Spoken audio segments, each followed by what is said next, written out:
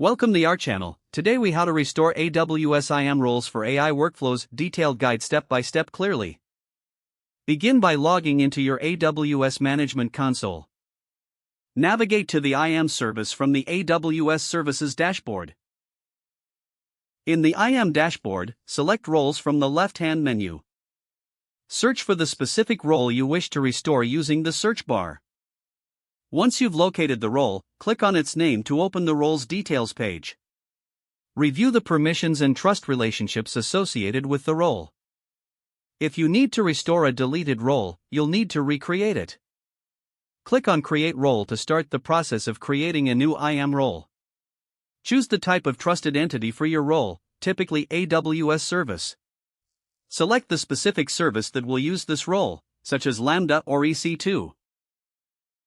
Click on Next, Permissions to assign policies to the new role. Search for the necessary permissions policies that align with your AI workflows. Select the appropriate policies by checking the boxes next to them. Click on Next, Tags if you want to add metadata to your role, or skip this step. Click on Next, Review to review your role's configuration. Give the role a meaningful name and description for easy identification. Click on Create Role to finalize the creation process. Once your role is created, you may need to update your AI workflow configurations. Navigate to the services utilizing the role and adjust their settings to reference the new role. Test your AI workflows to ensure they are functioning correctly with the restored role. Review the IAM role's activities using CloudTrail for any anomalies. Adjust permissions and configurations as necessary to optimize. If the page does not load, refresh the browser or try again in a private or incognito window. Make sure you are using the correct email address, then retype it carefully to avoid small typos. If your password is not accepted, use the reset option and create a new strong password you can remember.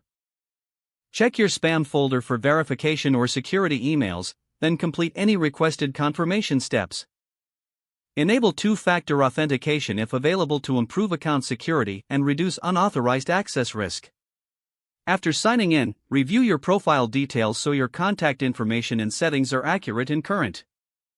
If you see an error message, note it down and try again after restarting your device and internet connection. Don't forget to like this video and subscribe to our channel for more step-by-step tech guides.